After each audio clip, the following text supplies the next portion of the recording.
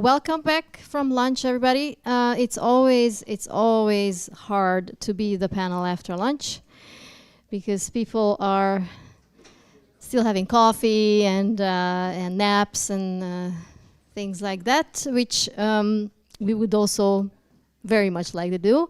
However, we will be feeding on some intellectual food, if I can be this blunt. We have planned this session and given it a little bit of an unfortunate name. We called it Environmental Humanities. And it's not unfortunate, but we've been talking about issues and we've been talking about topics and if you just recall David Maggs's lecture yesterday, that was the quintessential example of an input which would be classified under the rubric environmental humanities. It's however a relatively new name for something that has existed for quite a long time, for centuries even, but in work that have been done in the field of history, human rights, technology and science, anthropology, literature, and other disciplines from the 1970s onwards, 1970s, 1980s onwards, have been somewhat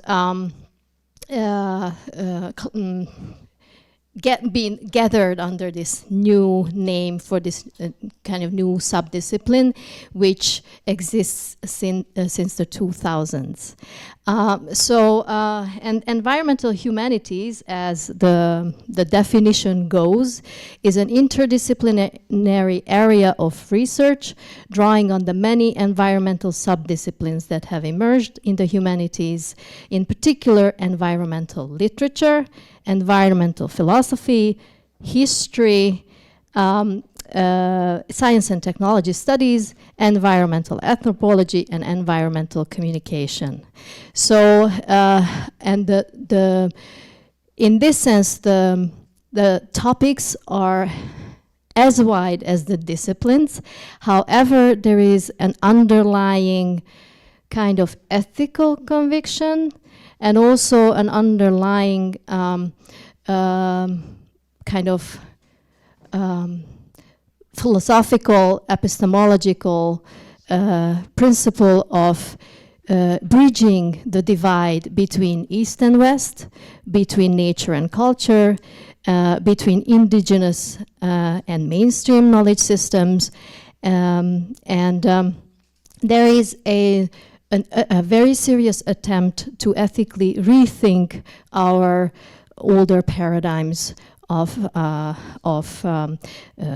rationality, justice, labor, and concepts of this sort.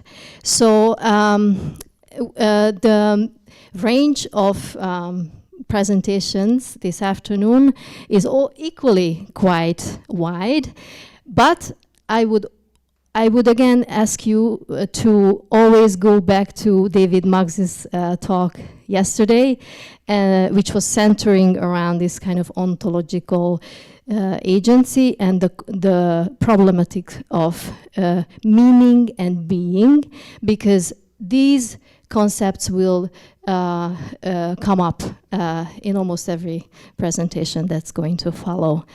We will have Professor Franz Graf first. Not Professor, okay, Franz Graf first. But I kind of give you the honor already. So we will have him, and his talk will be somewhere, but you will correct me if I'm wrong, will fall somewhere in environmental anthropology. Then we will have talks that, we will have a talk by Inna Hakkinen, who is a literary scholar, and her intervention is going to be under environmental literature and nuclear fiction, and will fall into this kind of effort to create new epistemologies and new narratives for thinking about sustainability and also climate change and nuclear threat. There is Inna, I can see her already. She's an amazing scholar. And then we will have Kehinde Balogun from the Catholic University of Lisbon. She is going, hi Kehinde, hi, welcome. She will move on to psychology and indigenous knowledges and knowledge systems. Then we will have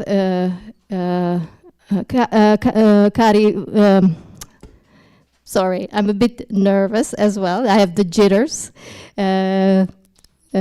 Kariũki, and he hails from UNU-EHS, and he will have a very interesting civilizational and philosophical twist, which connects his arguments in the field of indigenous knowledge systems and connecting them to Western knowledge systems. And finally, we will have Sanae, who also comes from UNU, but from UNU-MERIT, which is based in Maastricht.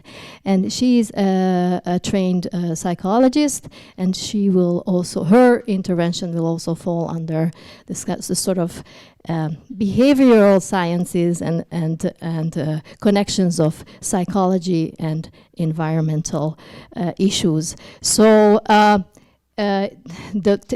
I said, the range of topics and areas are wide, but please think about meaning making, think about epistemologies and ontologies, and the underlying agency which connects all of these investigations.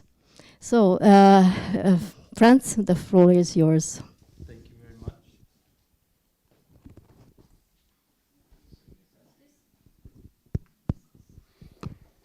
So, hello.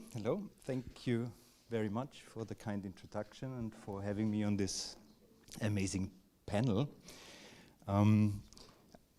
May I have the slides, please? Thank you.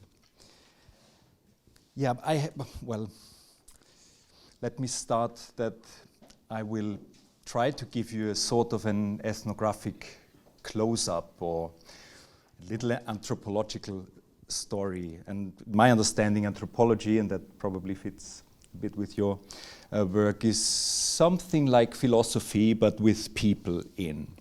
So I'm trying perhaps a little provocative, just one small aspect of the environmental humanities that I believe deserve a bit more attention, and that's the role of the nexus between identity and nature or the environment. And you see, when we think about the conceptions, we already have a huge variety. And why do I think that? Because the Manichaean distinction between the real people and the dangerous others, which we encounter in populism or in nativism or nationalism or other authoritarian politics, and we have heard about that the last couple of days quite a lot, they must be examined alongside the political polarization surrounding global warming and environmental crises, and even considering their interconnectedness.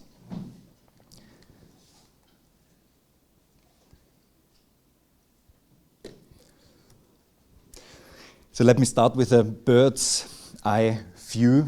This is about 70 kilometers from here in that direction, if I'm not mistaken. The Lake Neusiedl or Werũ, a highly protected and contested cultural landscape home to Austrian and Hungarian national parks, 2 national parks. It's a World Heritage Site. It's a Ramsar protected wetland. It's actually much more. The landscape that you see here marks the westernmost edge of the Eurasian steppe, which goes until Vladivostok, or at least the Manchurai, if you like. And is shaped by grazing pastoral land use for a long time. The region is praised for its ecological diversity, for its ecological diversity that is situated at the crossroads between the Alps, the Carpathians, and the Pannonian Basin. It features a unique mix of steppe lake, wetlands, salt habitats, and has become a harbinger of climate change in Austria. Its biodiversity, botanical rarities, rich ecosystems, these dominate the narratives around that area. Yet what's missing from these nature-focused and natural science-focused and also tourism-driven discourses that are aimed at bird watchers, cyclists, wine enthusiasts. Well, we had lovely wine yesterday, but there is also some wine there. What's not mentioned is the region's complex history. Threats are discussed only in terms of non-human species or the climate. But there is an uncanny silence around the killing of Jews, Roma, Sinti, and the other minorities that have been victims of the Holocaust, for example.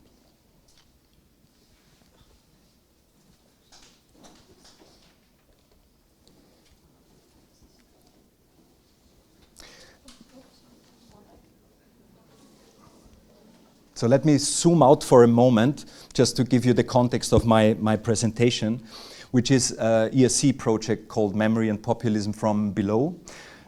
We examine European post-imperial borderlands, regions that often have been framed as peripheries, yet these regions have played central roles in socio-political and historical events.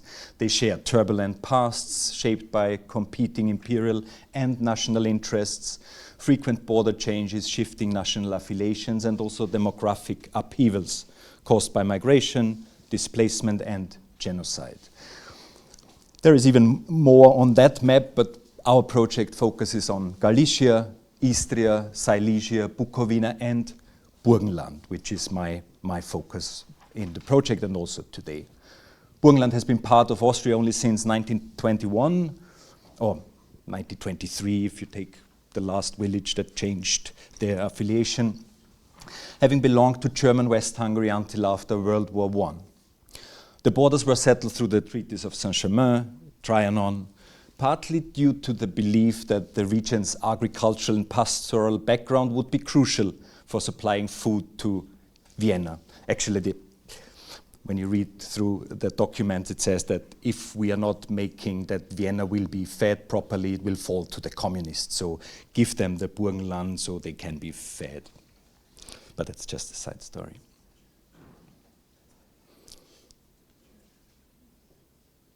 Where do I point here? Yes. So zooming in to a visit at the birdwatching tower in one of those protected habitats, we spotted a bird of prey, delighting a man in his mid-60s dressed in typical conservation attire. He shared that he visits daily and he's captivated by the region's natural beauty, which he called his home or his Heimat. He spoke fondly of spoonbills and lapwings. That's actually a lapwing on the right corner, right upper corner. The lapwings, the fighter pilots under the birds that are defending their nests even against eagles. We joined his enthusiasm, mentioning an eagle we had recently seen.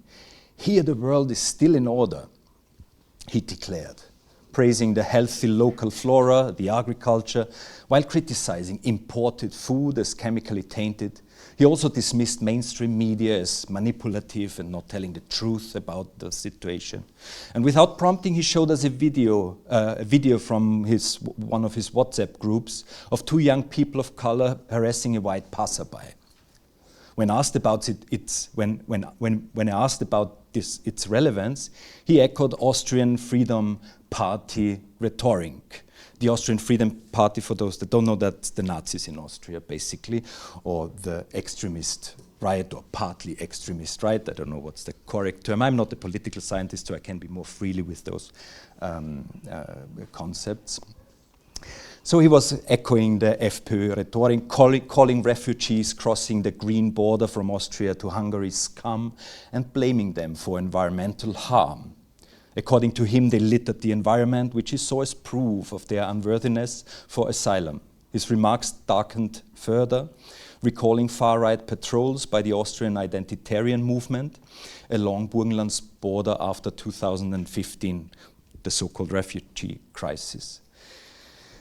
So I wonder, is this merely the rant of a fringe personality at the fringe of a town, at the fringe of the border? Did I just turn off the slides? Or yeah, thank you. So let's look at 2 editions of a book by zoologist Karl Matzek-Fierler.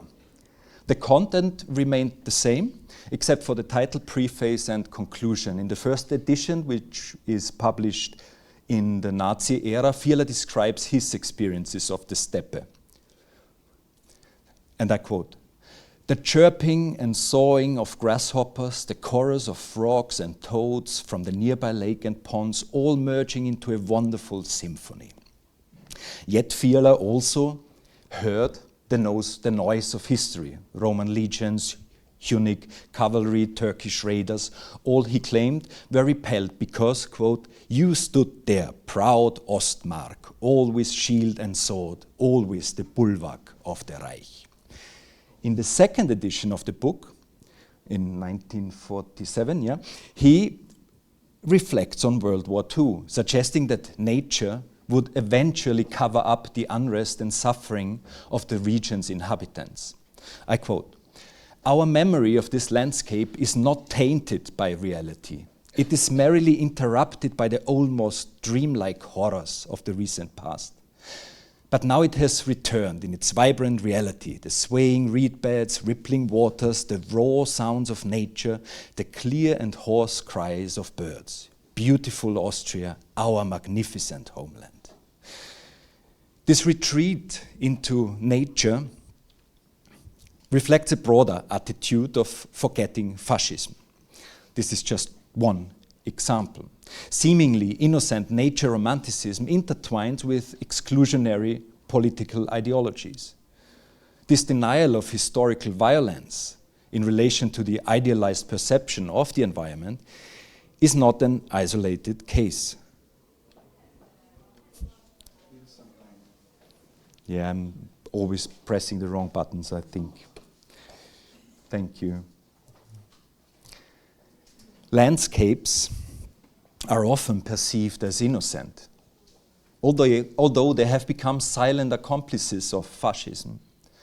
The murdered were buried in meadows, forests, fields, and trenches. These are the contaminated landscapes, sites of mass murder where perpetrators went to great length to erase all traces of their crimes and victims. Just a few kilometers from here, so I think that direction, and you can see that in the middle of the picture, the little dots, is probably one of the most infamous examples. Along the southeast wall, that was a last-ditch Nazi attempt to halt the advancing Soviet tanks with trenches, Jewish forced laborers were executed shortly before the war's end. To this day, local populations have, at least in some places, remained silent about the location of their mass graves. Thus, landscapes are far from innocent. Viewing them purely through an ecological lens, without considering their historical and political entanglements, may be understandable for national parks or ecotourism developers. However, for research within the environmental humanities, these connections are crucial, at least in my opinion. It matters whether crimes are silenced, hidden, or consciously brought to light. Our relationships with the more than human world is never free from history. There is now a considerable amount of literature on the nexus between the environment and identity politics. Yeah. However, the focus is very often one-sided. It's either populist environmental narratives, right-wing climate skepticism, or mobilization against sustainability transitions. Yet concepts like green patriotism also show that ecological imaginaries that are deeply rooted in ethno-nationalist ideologies. And even when you look at the founding of the term ecology itself, it has its political implications. Ernst Haeckel framed it through competition and enmity. Nature as a, and I quote, war of all against all. This perspective has long justified colonialism and imperial expansion. Imperialism and capitalism, for that matter, have always homogenized both cultural and biological diversity. And environmental humanities, and then I come to my end, an environmental humanities that takes the human and the more than human seriously must counter such homogenization. My proposition is to examine how memories of and within more than human environments shape the boundaries between the real or the authentic people and the dangerous others. Belonging to that people is tied to ideas of the landscape, or the real landscape. But what real means can be very diverse, contested, and is never context dependent. Wrong button. And so, actually, that's the last slide with just some references. Thank you.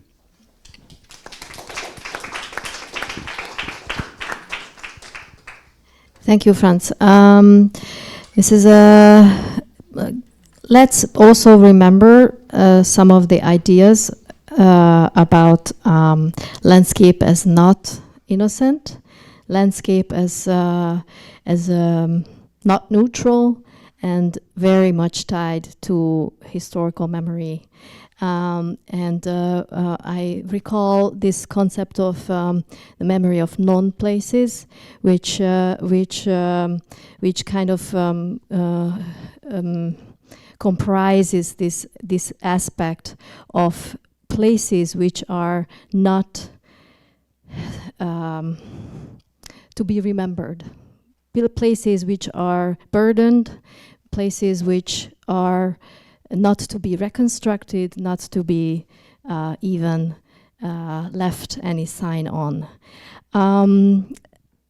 Our next speaker, Inna Hakkinen, would know something about the non-neutrality of land and soil, especially if it was subject to any kind of nuclear degradation.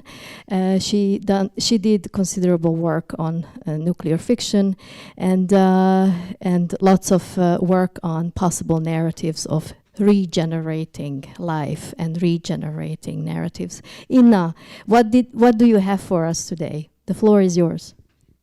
Just hello, everybody. Just I'm extremely happy to see. Just to see and to hear and to feel everything what is happening here. You even cannot imagine how the view of this room, how the Bella's voice and just the whole atmosphere makes my heart beating fast. And just thank you for the amazing days which I spent in Kehinde. Just yes, I have my presentation. Here it is. And Bella, please feel free to stop me in case my presentation is over, is frozen, or in case I am over time, without any hesitation. Yes, Inna, okay, I will. Slideshow. Is it okay? Yes. We see. Yes, actually, I'm very happy that I managed to catch the main idea of this session, and I continue speaking about just now. Franz has just mentioned about peripherization, and today I am going to and I hope that my presentation will resonate with some ideas of just of the whole winter school agenda.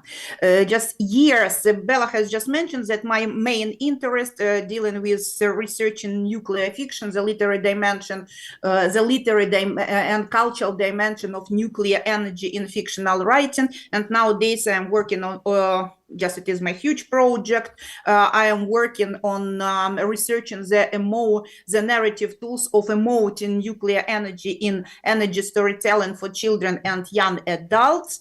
And if for many years I have just mentioned about that my research project is about the comparative narrative analysis of nuclear literary dimensions of nuclear energy in East European and North American context, but now it is I feel that the new fictional writing, the new fictional perspective on narrating nuclear energy goes beyond this comparative analysis, and I cannot avoid the temptation to include in this analysis the fictional writing written by African writers, Chinese writers, just Scandinavian writers, Argentinian ones. That's why my presentation will be about the changing of this perspective. Yes, when we are speaking about when I was invited to contribute to this discussion about the ongoing debates about within environmental humanities and the current tendency on decolonizing environmental humanities, I cannot avoid I have the temptation to remind about just this work, the concept of provincializing Europe, which was introduced by Deepesh Chakrabarty just even 25 years ago, who proposed the idea, this idea as a methodological and political project which aimed at decentering Europe from its privileged position in historical narratives and intellectual discourse. It is just reminded because actually I should say that the idea of provincializing Europe has had its significant impact on on various academic fields, including environmental humanities, and which allowed to use this framework to critically examine Eurocentric approaches to environmental humanities and incorporate diverse perspective on nature and the environment. Stephanie Lemenange, in her work on the Anthropocene, notes that such movements and their scholarly complements are provincial, and in Deepesh Chakrabarty's sense of reflecting the histories and intellectual traditions of colonizing cultures, and this recognition has led to efforts to decolonize environmental humanities by incorporating, as Bella has just mentioned in her introduction, indigenous and non-Western perspectives on environmental issues. Just when we speak about the decolonizing environmental humanities, it is impossible to avoid speaking, these discussions, these ongoing debates include discussions on energy periphery, nuclear periphery, energy deperipherization, but I'm not going to focus on just on defining these notes or just these notions, this concept. I'd like only to focus attention that if it is nuclear fiction which is in the focus of my research interest, I'd like to say that the despite the factual periphery, which is characterized by political depression, by the absence of economical agglomeration advantages, by the dependence on the fuel, the cultural perspective on energy periphery, including nuclear periphery, encourage the process of deperipheralization by emphasizing the literary imaginaries of a nuclear disaster, just nuclear issues in general, and promoting non-marginalized cultural image of nuclear related locations. In other words, what I would like to highlight or to outline, it is what is peripheral within the political, just from the economical and political perspective, becomes the peripheral in cultural frames, just within in cultural and fictional representations. Okay, just and. From this perspective, we can speak about the deperipheralization of nuclear humanities, and this idea of deperipheralization of nuclear humanities stems from the intersection of nuclear studies, eco-critical studies, and spatial theory. And this approach this approach suggests that deperipheralization involves a deliberate effort to bring nuclear affected areas from periphery to scholarly attention and cultural discourse, and which I have just mentioned. And that's why we can speak about the energy deperipherization in within the cultural dimensions. That's why the deperipherization of nuclear humanities can be understood as within the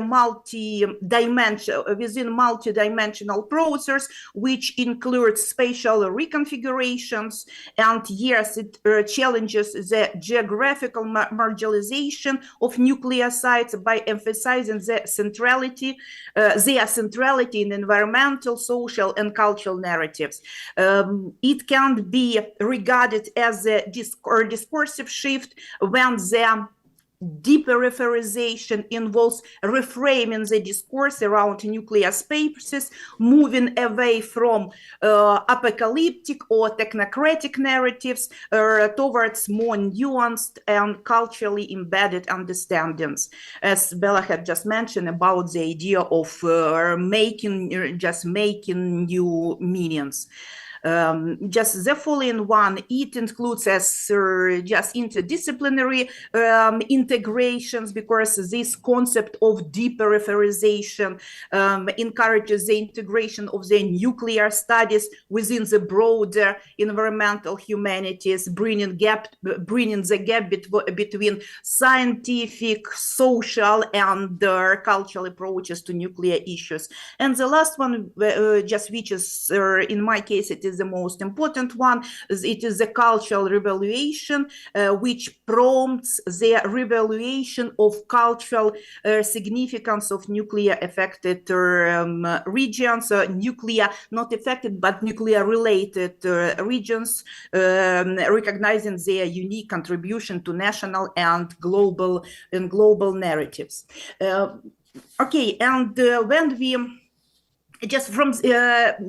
when we speak about the deperipherization of the nuclear humanities, it is very useful to just to appeal to the concept of untold stories, which has emerged as a significant concept in recent years, and reflecting the ongoing interest in exploring the hidden narratives, marginalized voices, and overlooked perspective within the complex history of nuclear science and technologies.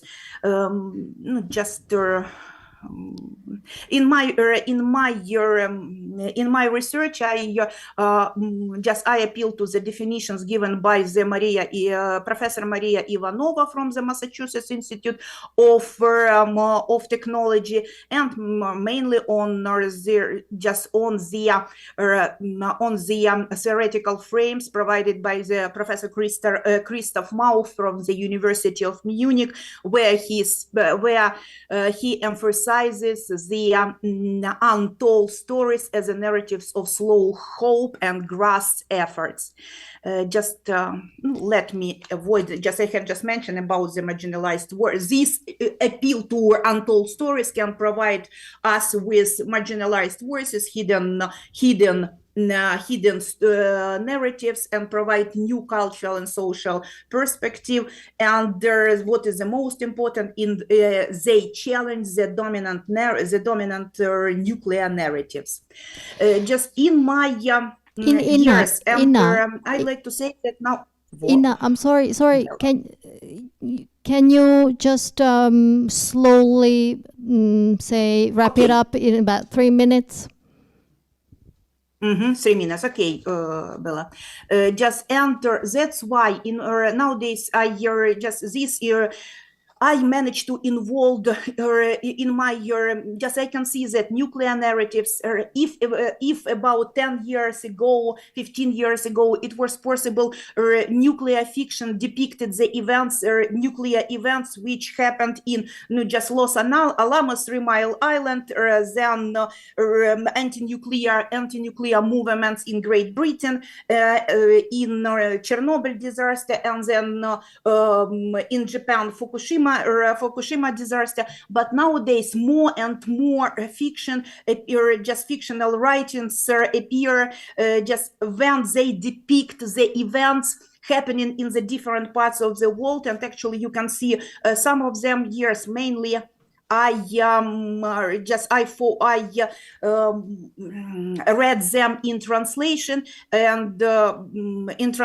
but I'd like to say that nuclear narratives, we can see this change, this shift, some shifts, that the literary dimensions of energy peripheralization show this shift from the global level to the peripheral level, from the level of nuclear counteraction and nuclear weapon race of the superpower states to the local, we can say about periphery, periphery level, and which marks the shift from nuclear imperialism, nuclear anarchy to domestic nuclear peril and the nuclear geographies. And the second one, we can say about the thematical change, when the this shift from the dominating apocalyptic rhetoric, the nuclear winter, nuclear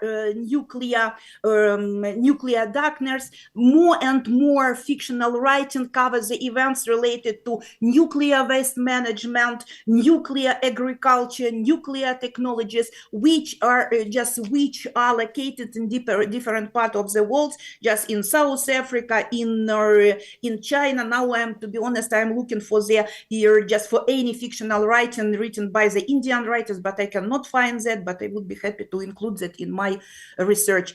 Do I have some minutes, Bella?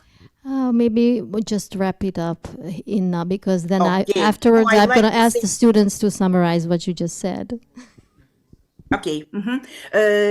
Just at this stage, maybe I'm very interested in this concept of transperiphery, which literally means the focus on when the deperipherization of nuclear narratives includes the communication relations between the peripheries. And actually, my presentation would be about this, but I hope I will have a chance to speak about transperiphery concept and the literary and cultural dimensions of implementing transperiphery concept in nuclear fiction. Let me stop here. I am ready to participate in the discussion. Thank you, Inna. Thank you. Okay, next up we have Kehinde. Kehinde Balogun. Hey, hi, Kehinde. Can you hear us?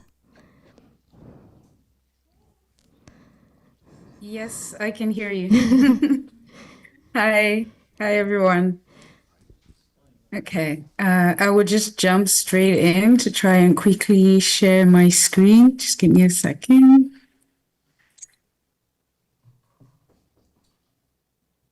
Okay. Hopefully you can see that. No, not yet. Not yet. I hope you can. Yes, yes, we have it. Thank you. Okay, perfect. Perfect. So, yes, everyone, sorry I couldn't be there physically with you, but yeah, situation said I can join online, so that's perfect. I will just try to keep within the minutes if I can. I really enjoyed the presentation of Ina and Franz as well that just went before me.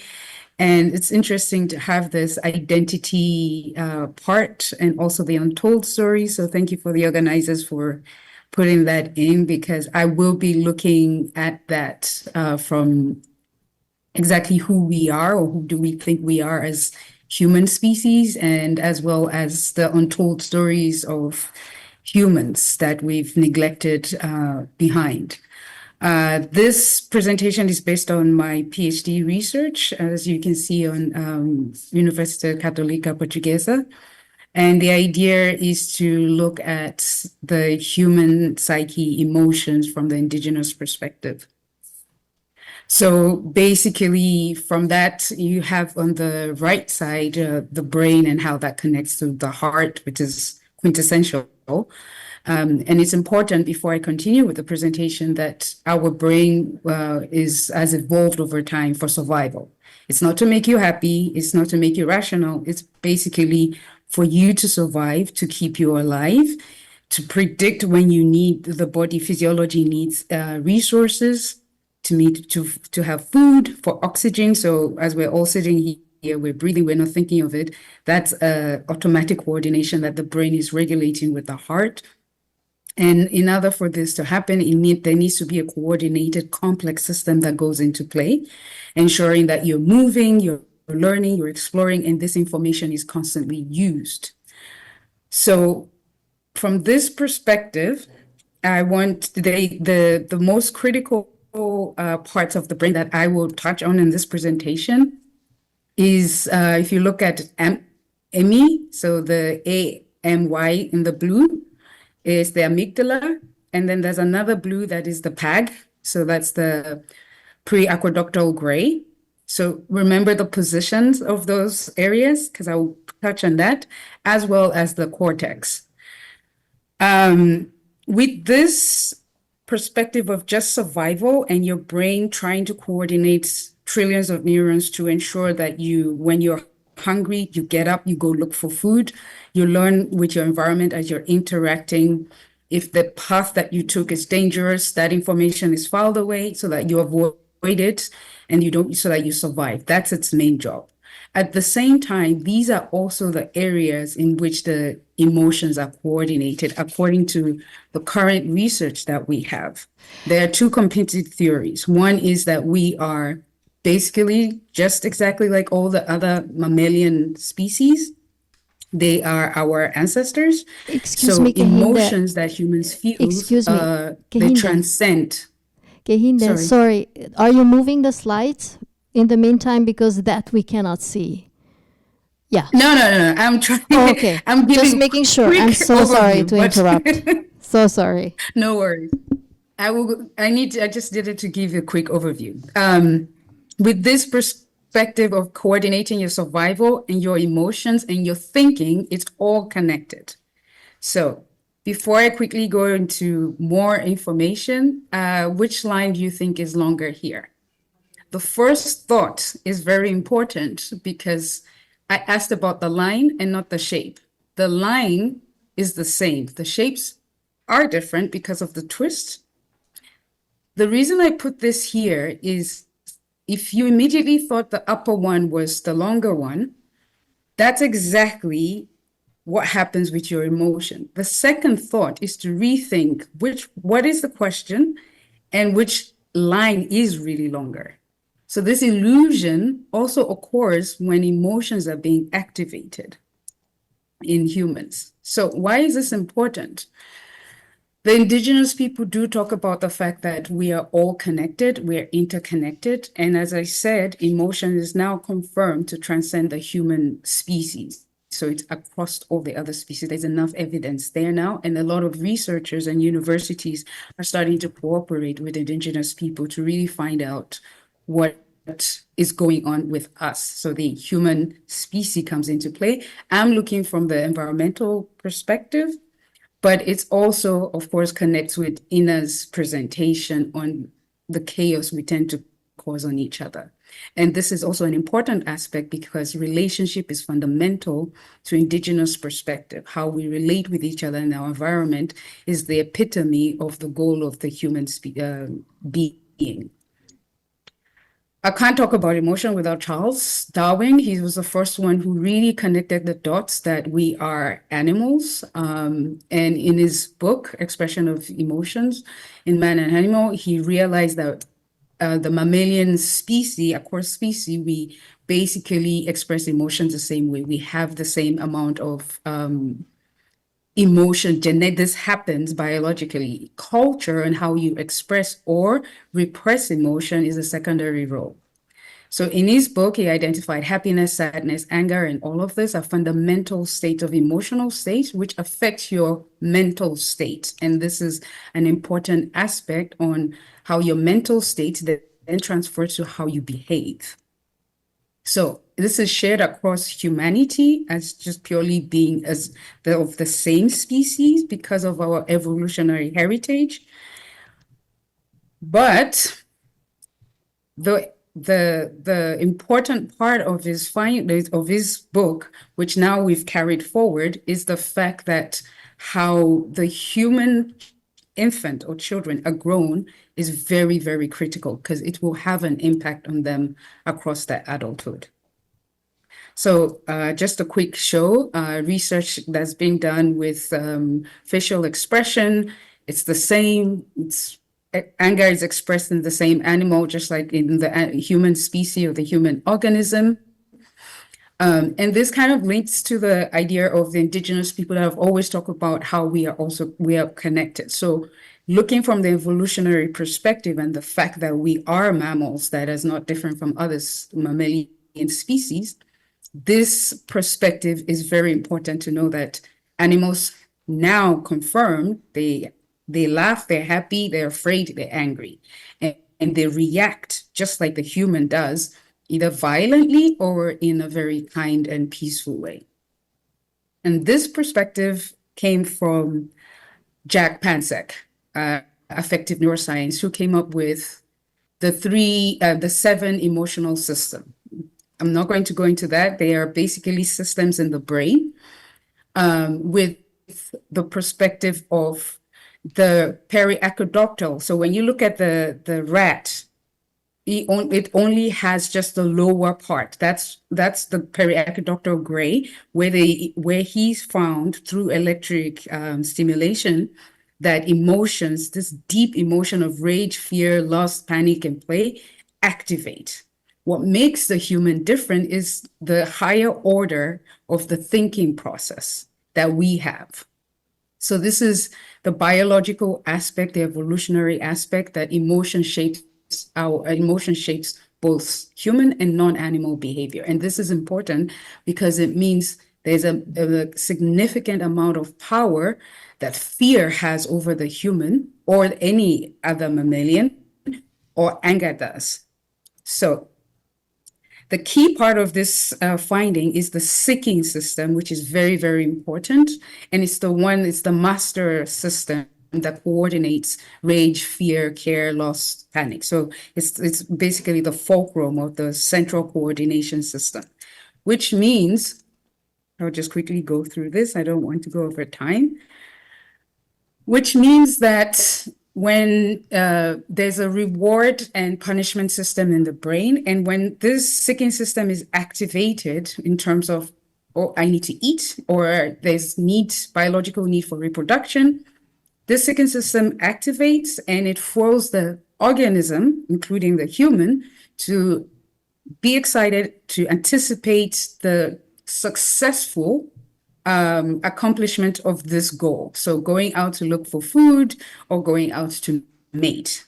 So it's a goal-directed behavior. So this is what activates within the brain and coordinates the behavior in order for the animal to survive.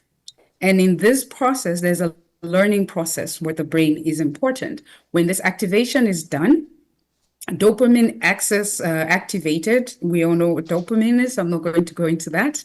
And the success and the failure of this goal, of this behavior, is constantly recorded by the brain in order for it to have the information to put meaning to it, so that in the future it either motivates for this behavior or prevents this behavior.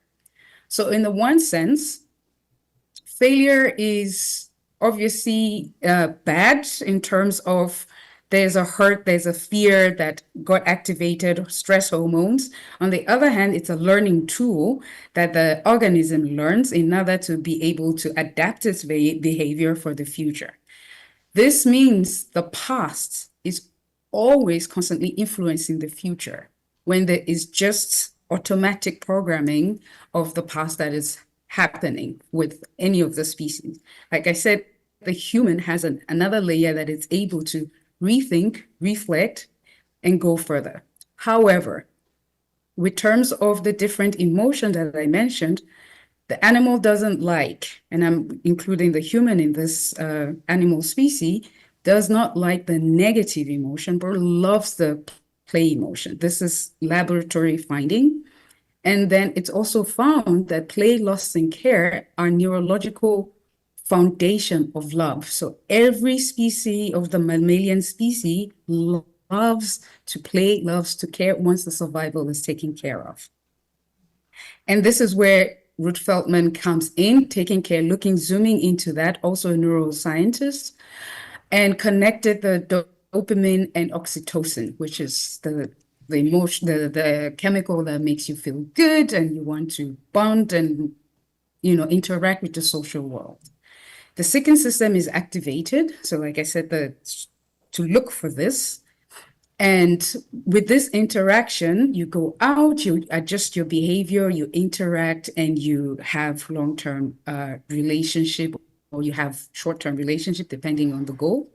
However, with this, it means from the beginning of an infant, where you're interacting with your caregivers, and I'm using caregivers as opposed to parents because it may not just be the parent. The infant's brain is not developed, so the relationship, both in the caregiver, primary caregiver, we could be the parents or a larger family environment or neighbors, are very, very important because the child at that point is learning how to be social, copying behavior, all of this. It's called biobehavioral synchrony. And this trains the brain of the child on how it needs to interact with the social world. So the primary caregivers are very important to help not only with training the brain, but also how the child will interact with the world in terms of the relationship. If the relationship is negative, so synchrony relationship due to whatever, the environmental stimuli, this is filed into the brain, and it over time has an impact on the adult's ability to develop moral empathetic behavior, to have sustained relationship. So it's not only the parents, but the environment in which the infant is grown that is critical, and the training of the brain. There is science about this, data on this, and I'm not going to go into details, but this actually supports a lot of what the indigenous people have been talking about, how important the care system is for the human to be able to move from what we consider the negative emotions, the rage, the anger, the fears that makes, cause all this chaos towards developing a more nurturing relationship with each other. So this nature-nurture kind of perspective, healthy emotional behavior, healthy social behavior. So the care system is not only within the family, but also the society and the community. Therefore, the caring system also has to be community-based, society-based, the system-based. Otherwise, the child is conditioned towards the fear and survival perspective as opposed to the love and care perspective.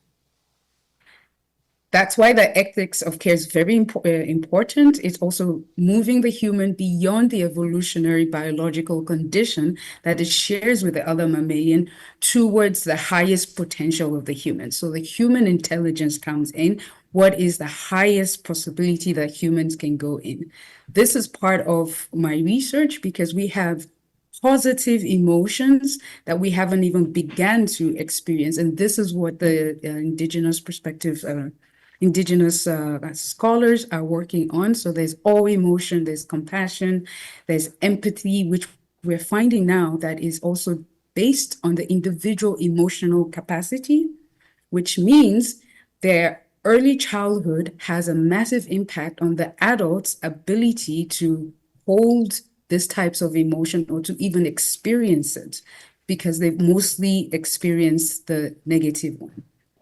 So this basically, I would like to basically end more or less with this, that when we ignore part of ourselves as a human organism or species, we only see just the tree as opposed to the forest. And in this perspective, and I will close with this, it is important to know that the fear rage system that created the world we're in cannot help us find the society that we want to enjoy, and everyone is at least have enough to eat. We're not fighting, we're not developing nuclear, there's inclusion, because that perspective that created the current world is mostly based on fear over consumption. So, it's based on the rage, the conflicts, the panic, people who are worried about their survival. So in order to switch, it's also important to not only understand ourselves, but to really also understand how the other parts of the human species or the human race understand humanity, so we can merge these two realities together and then move towards a society where it's more inclusive and what we want to achieve. I hope I managed to communicate a lot of those concepts in the time that I had. That's my email if anyone wants to write to me, but I just leave those questions because there's a lot of questions in emotion research. A lot of the American researchers and Chinese researchers are working quite a lot on this. And it's just amazing the potential that we could learn about ourselves in terms of our own intelligence. Thank you. Thank you so much, Kehinde. It's actually amazing how Kehinde's talk connects to Sean Cleary's talk on day one, and how it connects to David Mugg's talk yesterday. So again, it's just just so you know, Kehinde, that whatever you say is organically following in the footsteps of talks that went before yours as well. So it's a very nice connection, meaning ontologies of human beings and switching gear in our ontological agency, as well as how power dynamics are built on negative emotions and how this is a pattern that needs to be broken in order for us to be able to rethink strategies for survival. Okay, thank you. And now, next up, we have Kariũki, Werũ. And he will have also a very interesting take on progressive regress.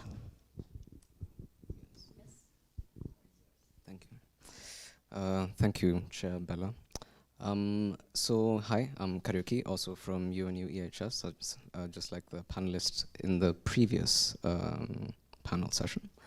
And I'm going to be talking to you today about ontology and development pathways.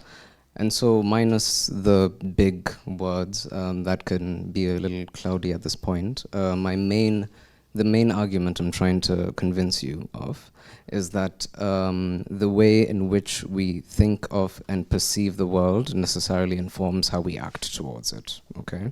That's essentially it. And we're going to start off... Yeah, there we go. We're going to start off talking about how we categorized knowledge all the way back from ancient Greek philosophers and try to link this to how we perceive the natural world around us and how we conceptualize whatever progress is. And then talk about some of the impacts of progress, and then later on talk about what perhaps widening the conversation when it comes to what progress means. And just FYI, I will be using progress and development synonymously, so just for you to know. So let's begin. So this is arguably one of the most famous artworks in the history of philosophy, and it has to do with a fundamental disagreement concerning metaphysics. And metaphysics is essentially just a branch of philosophy that concerns itself with the nature of reality, of existence, and the relationships between things. And so the two central figures in this painting, School of Athens by Raphael, by the way, which you can see, are Plato on the left and Aristotle on the right. And you can see Plato is pointing upwards, right? While Aristotle has his hand stretched out and his palm is facing downward. So apart from just, being a really amazing painting, what does this actually signify for philosophy or how we, think about things generally?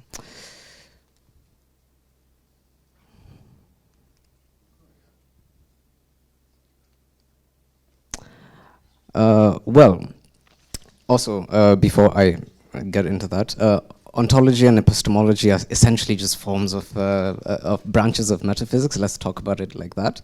Ontology concerns itself with what is or what does exist, and epistemology concerns itself with the knowledge. How do we know what is true, and how do we learn what more is true, etc., etc. And so for Plato, what actually does exist... Perhaps I'm not pressing it hard. Yeah, there we go. Okay, for Plato, what exists in reality are just ideas, or what he calls forms, which we'll just think of as another word for ideas, okay? And he actually claims that the physical reality is nothing more than an imperfect copy of these ideas, of these forms that are immaterial and that we have access to just by thinking about them. So how to learn more about them is essentially through reasoning, or what you call the dialectic approach, which is nothing more than just structured and critical conversations and lines of questioning with anybody. However, on the other hand, on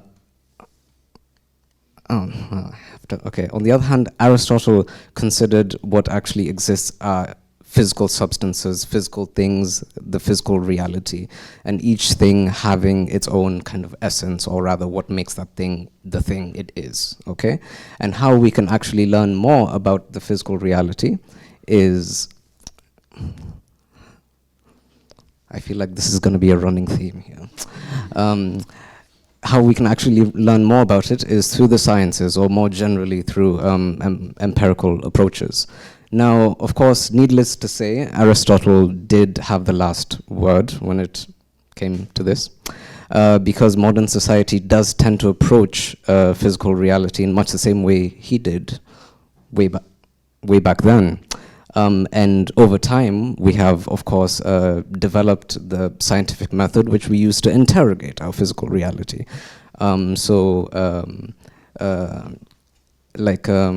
TLDR, Aristotle won. Next, please. Thank you. And so useful kind of terms that that helped me kind of think about how we have evolved and how we operationalize this approach all the way from Aristotle towards the physical reality that we see today are through two terms, Gestell und Bestand, that were developed by another philosopher, surprise, surprise, Martin Heidegger. And so the terms, next please. So we have das Gestell, and that means essentially just a framework of any kind. And then we have der Bestand, which is a stock, which like, you know, you go to the supermarket to buy something and it's not there because it's out of stock, yeah? Okay, thank you. And so he was principally referring to technology when he used these terms to generally talk about how technology enframes the world to appear as a stock of things, right? However, it's not just technology that this applies to, because technology is merely just an expression of ideas and mindsets of any kind of given society or culture that came up with that technology, right? So a technology is not divorceable from the context from which it came. However, okay, let's try again. Yeah, okay. However, this kind of way of approaching the world as just a, you know, a collection of stock has led to the perception of commodified value being more essential or important than the thing itself, right? For example, you may see a forest and I may see lots of wood that I can just cut up and, you know, sell or like use for heat or whatever. You may see an atom and I may see a potential explosive. Or you may see a community and I can see a potentially economically engaged workforce, right? That can pay all that nice tax. And so in this case, the logic leads us to see that things are merely parts of a process that lead to an often financial end or outcome, right? Which naturally opens the door to extractivism, which I guess we'll touch a bit on later. And so, let's try this again. So this enframing of the physical world, right, as per Heidegger, makes us think that the value of things are tied directly to their utility, right, that we have today. And so the thing itself is not really valuable because its utility is important because a value can be assigned to that utility, right? And again, so it's a process, right, that has a financial or a financial end or outcome or something utility related. And thinking through this leads to buzzwords that we hear all the time, right? You know, like production, efficiency, etc. And these are like terms that create the language of commerce or economics, in my opinion. And they end up essentially being underlined by some sort of growth-centric mindset that perpetuates the idea that infinite growth and production are possible in a very finite world. Additionally, it also leads to what I call technological path dependency, and which is the idea that progress or any kind of development can't really be made without the use of technology, because how did we've progressed so far with technology, how can we progress further without it, right? And essentially what this means is that the measure of progress, the yardstick that we use on progress of any kind of society is it's a function of how much it can understand and shape and manipulate the physical world around it, right? And let's just before I continue, it must be said that this approach to the world has led to countless leaps in our understanding of the physical reality and in our societies as well. For example, we have medicine, we've explored space, we have gene editing technology, right, CRISPR. We can calculate interstellar distances. We've seen black holes merging. I think there was another panelist before that was talking about that. So, et cetera, et cetera. So these are kind of the highlights, you know, that we've come to with this method of thinking. However, as grand as our achievements are, so too are our challenges. And it seems, for example, that we have an insatiable appetite for deforestation in the Amazon and other key biodiversity areas. I don't know if you can see, depending on where you are, but the main kind of, oh, yeah, I can't point. But anyway, the main difference here is within a matter of 8 or 9 months, right? Additionally, when we look at biodiversity loss, all the way from the 70s, we have a straight line, right? A straight declining line all the way to 2016. I don't really think much more needs to be said on that. So, and of course, as you all know and have experienced probably, we have an increasingly worrying high surface temperature averages, which seem to be trending upwards incessantly.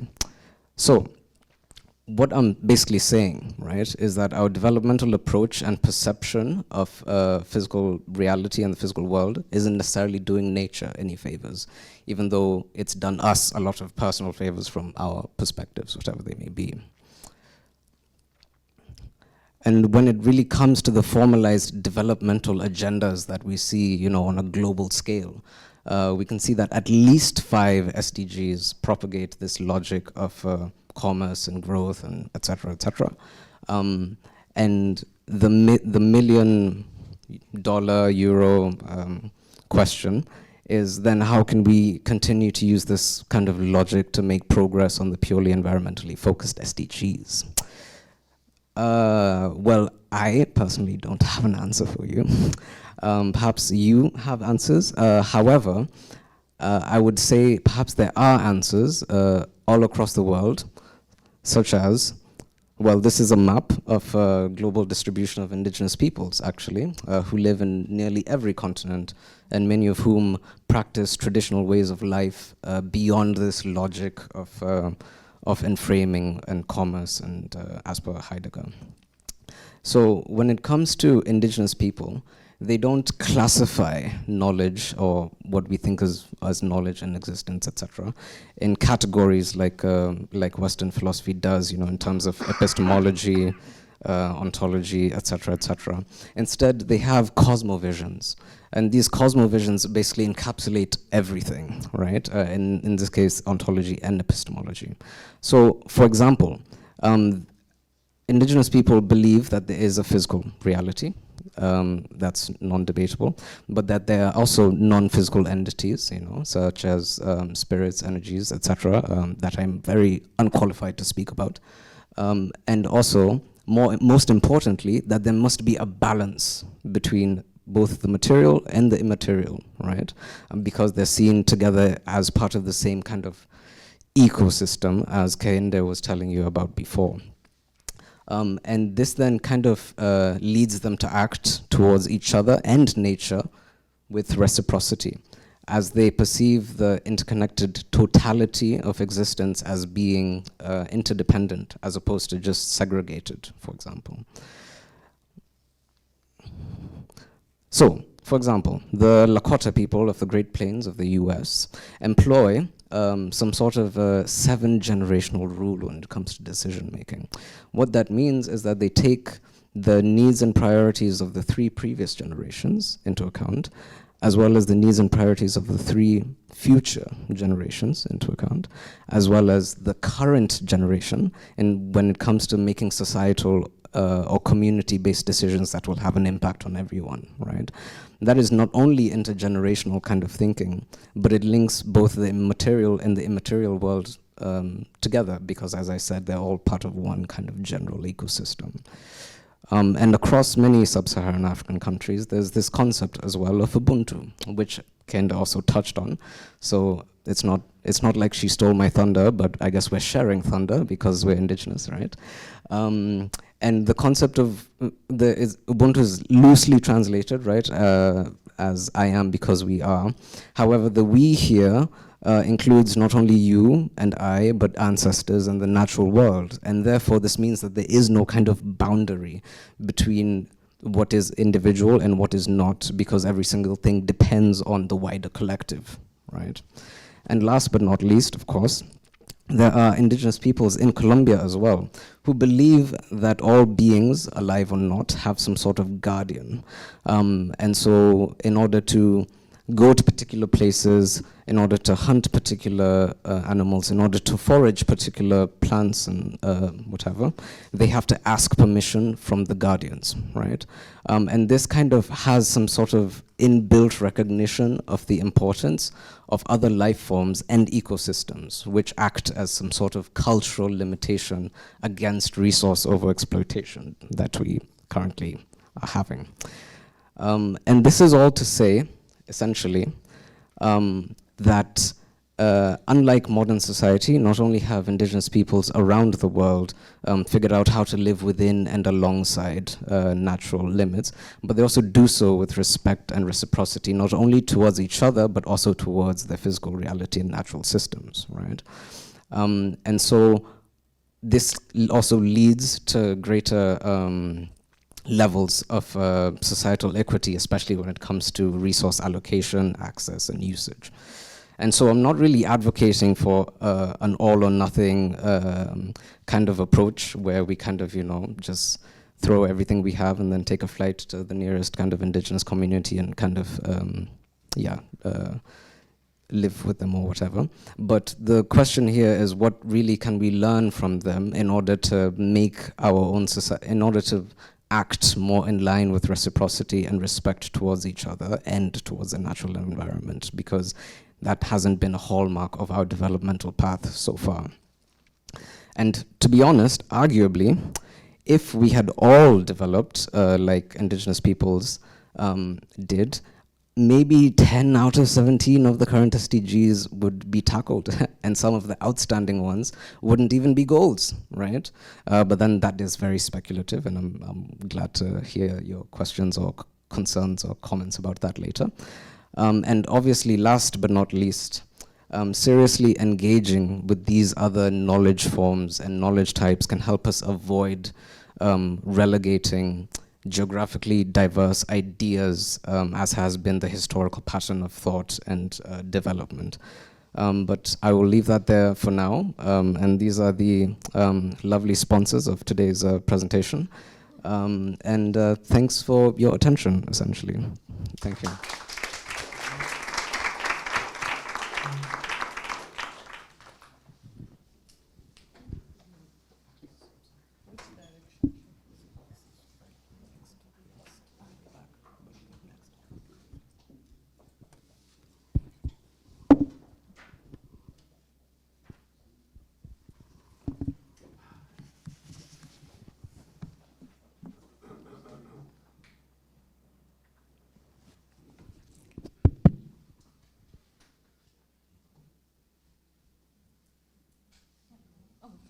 Okay.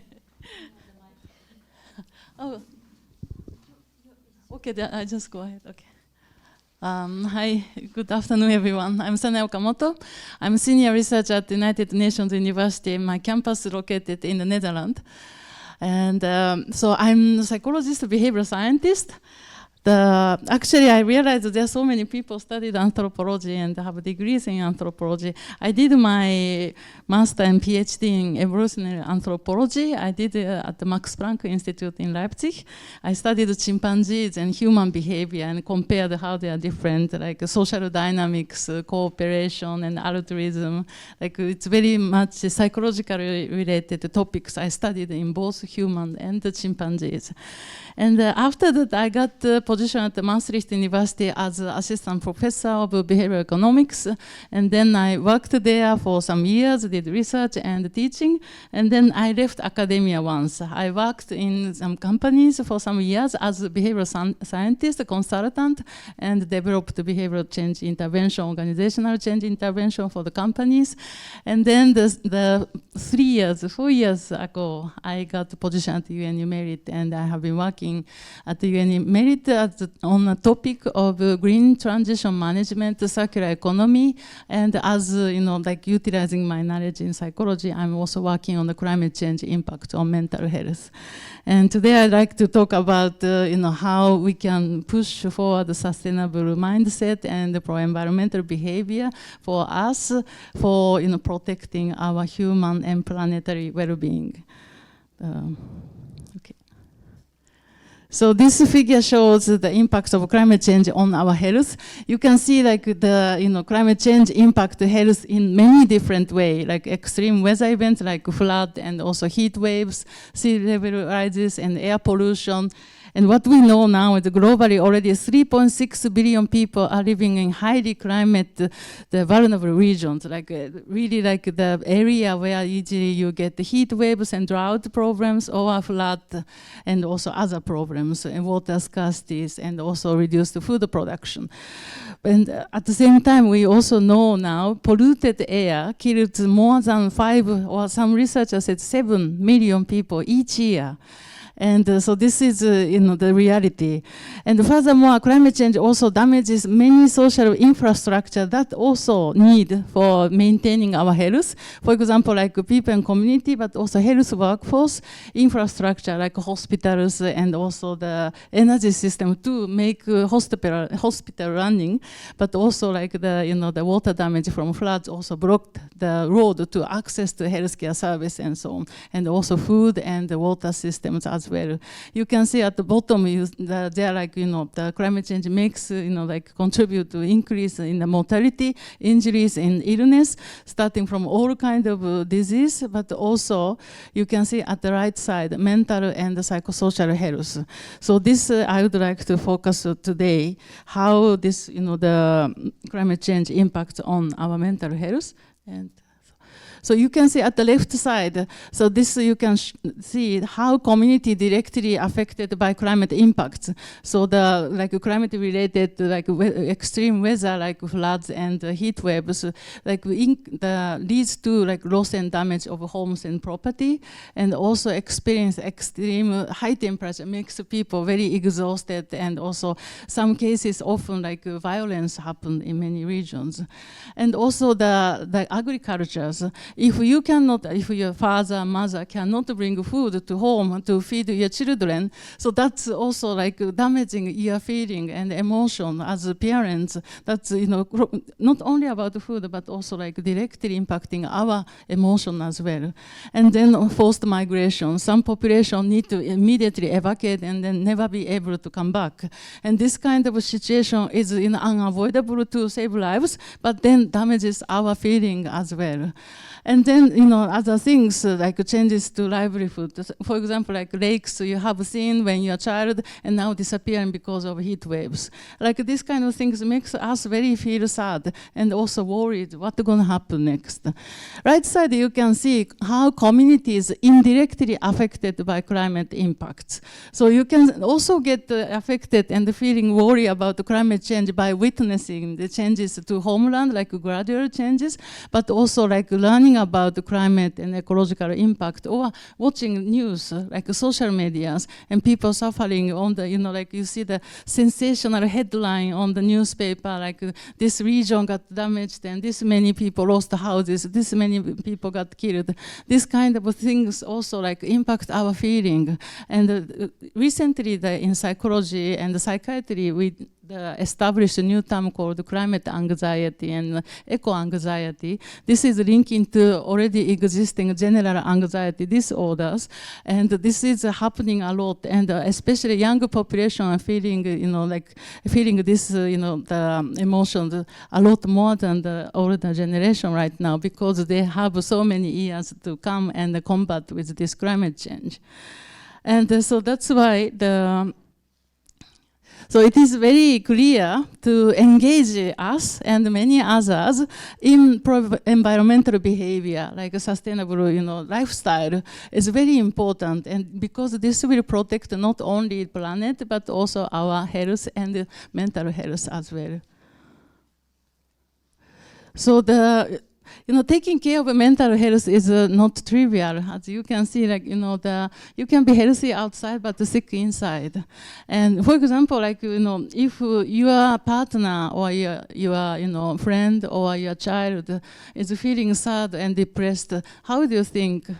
You also feel very difficult, and you also concern so much about this. So mental health is not individual health, but the community health. It impacts your family, your friends, but also community itself. If some people are suffering, or some people like different way, like becomes more aggressive, and then also like other people's lifestyle. So taking care of mental health is very important, and mental health affects so many different ways, like how we think, how we feel and behave, and also affects how we handle our daily stress as well, and also how we relate to each other, interact with each other, and also how we make decisions. So that's why it's very important to think about how we can take care of mental health. But unfortunately, 1 billion people worldwide are currently living with mental health condition, and many of them don't have any proper support. And however, most of the countries is struggling with allocating enough budget. So every country has health budget, but then health budget is often like minimized or marginalized. And within that marginalized health budget, average only 2% are given to mental health care. So it's like absolutely lack of capacity to taking care of everyone's emotions and psychosocial well-being. So, and the situation is even more severe in places where the health systems are inadequate.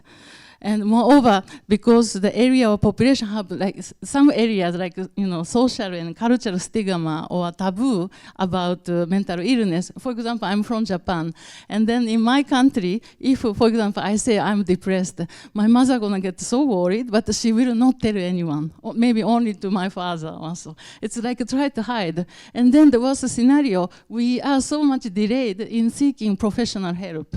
So that kind of happened, so many places in other area of the world, not only Japan but also Asia, Africa, Latin America, and also Europe, until recently Europe as well. So that's kind of things we need to consider. It's not like popping up from the surface, but the people are suffering underneath of the water. So that's why we need to make sure that predict what kind of things happen to people's mental health. And but still, we have good news in Europe. For example, like mental health is increasingly receiving more attention than before. And European Mental Health Week taking place every year. And last year, the European Commission made some report about the comprehensive approach to mental health, and saying that 46% of EU citizens had a psychosocial problem in the last 12 months. So almost half of the people who answered this questionnaire said that they had a psychosocial problem in the last 1 year. And 89% of European citizens agree that mental health promotion is as important as physical health promotion. So 90% of the people, so 9 out of 10 people thinking about mental health and promoting about mental health is important. But still, 25% of EU citizens report that they or a family member encountered issues accessing mental health services. So like 1/4 of the people cannot easily access to the mental health. That's also often happen in the Netherlands. You try to make an appointment, you need to wait 3 months to finally see the psychologist. And then like you start to try to seek someone like privately offering this kind of service, but then need to make sure you are really meeting like right professional psychologist. So this means even without considering climate change, there is a considerable lack of capacity in coping with the already existing needs. And the climate change is adding this extra burden on our health and the mental health care system. So the next slide. The climate change sounds really big for us and also overwhelming. So many things are happening and uncertain. And then, so that this uncertainty is one of the biggest cause of anxiety. And this causes us a lot of anxiety, but in the end, it's caused by human activity. So this means the matter of human psychology. So how we learned from like Kehinde's talk, our brain did it. Our brain made climate change. So that's why we need need to think about why we did it, and with action to tackle climate change requiring a reshaping of changing mindset and also lifestyle to minimize the emission of greenhouse gases and other things. So, but then it's important to understand how people respond to climate change and climate-related risks, ensure engaging people into pro-environmental behavior.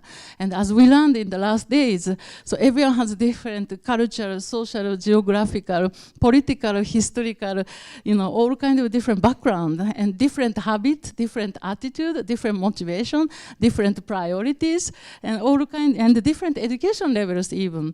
And we need to take these different parameters into account when we understand the human psychology.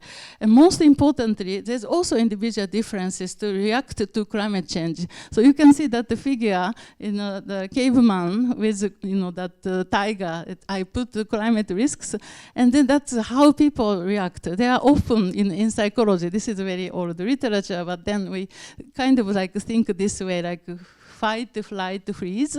So some people might react to climate risks with fighting response, like by engaging in climate action and climate activism. And some people might react with flight response, like run away and avoid the problems altogether. And some other people might get a freeze response and get paralyzed and try to ignore and cover your eyes and so on. So that's why the public engagement must start recognizing these people have a different psychological, cultural, political, social, historical reasons for acting or not acting. So psychology and also like understanding, behavior is very, very important for this. And so that's why, like behavioral science or psychology, this is very key for understanding human psychology and human behavior, to engage multi-stakeholder, as many as people possible, to as many as approaches possible to, change our life in more sustainable way. Because, like research is showing the engaging pro-environmental collective action, not individual action, that provides greater sense of agency, but also solidarity, and then also gives a feeling of control over climate change and helps people overcome anxiety. And this is already like established. But then if you try to, engage in climate action alone, actually opposite happens. You feel so overwhelmed and you feel so helpless, hopeless. So that's why if you consider try to do something climate action, try to engage your friends and the colleagues to do together. So it gives you a sense of agency and also control and solidarity. So that's, this kind of things, very important to, make you feel better and make you feel motivated and empowered to tackle climate change. And then that's also both, the double benefit, so planetary well-being and the human well-being will be also saved. And so there are some key potential touch points for us to engage in pro-environmental activities. For example, like schools and climate education. So how many of us have spoken to children about climate change? If anyone have done that, please raise your hand. Great, amazing. And did you do it well without scaring them? Yeah. So it's been very challenging for educators, teachers, and also parents how to tell about climate change, how this will impact their life in their region and their future 20 years, 50 years. And then you need to give some empowerment, but then it should not only scaring them. So it's very, very tricky thing. And the teachers are not yet trained for doing this. So that's why OECD set the goal. Actually, from this year, try to make the assessment of 15 years old children to how to address climate change, what kind of pro-environmental action they can take, and this is happening. So that's why I'm sure a lot of schools and the countries are setting up this kind of program to guide these teachers and parents how to guide and take the children to the next bright future. And also other thing is this good to engage in community-led activities like city cleanup activities or planting trees. And there are like several, formal or informal, groups exist, like citizens' assemblies of climate change. So this kind of things also sometimes celebrities also member of it, and then that kind of encourages people to talk about it. But then this should be multi-stakeholder. Need to have also climate scientists, but also community activists and mental health care professionals, teachers, parents, all kind of also different age groups. So need to get together and then understand what's going on, but also ask questions each other. But most importantly, share your feeling if you feel sad or if you are stressed.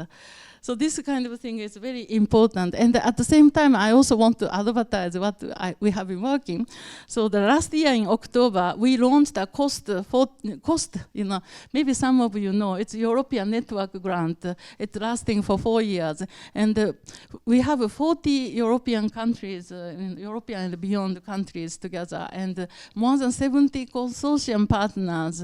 And one of the biggest the cost networks ever existed within the European Cost Network, and we are working on this climate change impact on mental health in Europe. And I'm leading one of the work group on long-term strategies to enable sustainability. So everyone can join anytime on this network. When you if you are interested in this topic, check on this CA23113 and this topic, and then you can apply for being part of our network.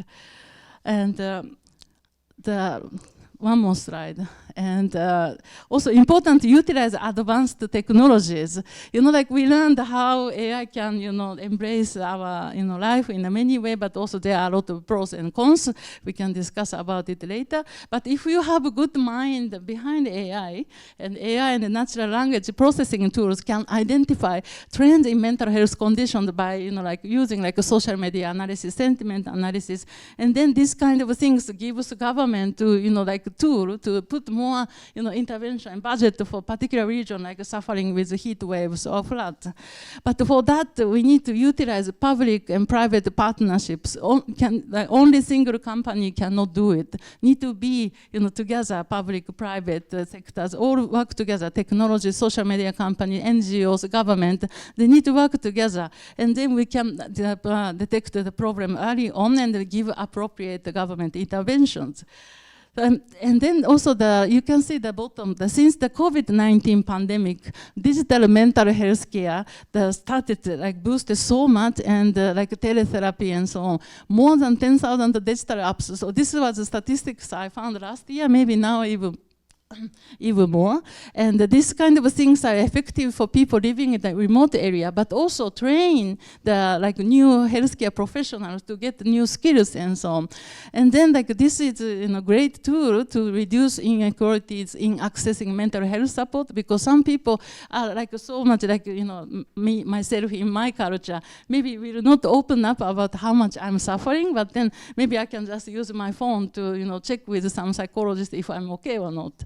So this is a good entry point, but we need to make sure this kind of things follow, proper security and privacy rules. And also, if this is not underdiagnosed or overdiagnosed, and for that, what we need to do is, community bottom-up power. So now we know these kind of things happen to us, so we should look after each other. And then this AI cannot do it. If your friend reacts a little bit different way, faces looks down, just check on them, are you okay? And then just, let's talk also. You can just try to give some time to each other. Social interaction is very important.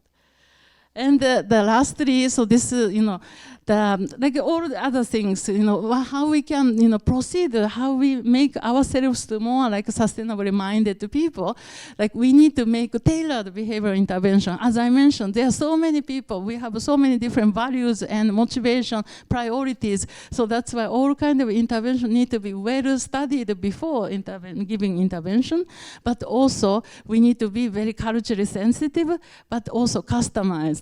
And then, you can try out. If it doesn't work, you also need to iterate and then test again, and then need to establish good intervention to last it longer. And with this, all the knowledge of psychology and behavioral science, we can do a bit for making our life more sustainable, the direction. Thank you very much. And this is the policy brief we published last year. And this is one of the 3 UNU, the collaboration policy briefs that are talking about climate change impact in mental health, and starting with the issues, and then the different the conditions, and also the opportunities and future generations. Thank you.